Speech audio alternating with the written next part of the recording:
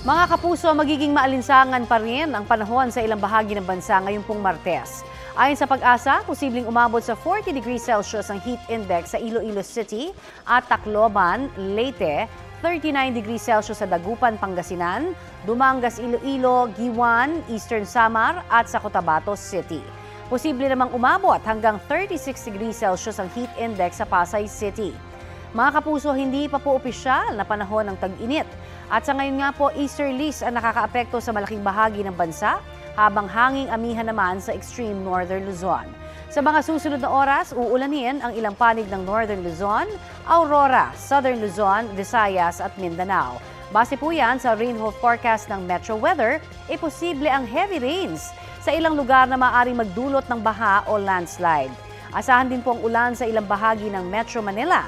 Patuloy naman ang pagbaba ng tubig sa maraming dam, kabilang dyan ang Angat, Lamesa, Ambuklao, San Roque, Pantabangan, Magat at Caliraya Reservoirs. Tumaas naman ang water level sa Ipo at Binga Reservoirs. Kapuso, para sa mga maiinit na balita, mag-subscribe sa GMA Integrated News sa YouTube. Sa mga kapuso naman abroad, subaybayan nyo kami sa GMA Pinoy TV at sa www.gmanews.tv.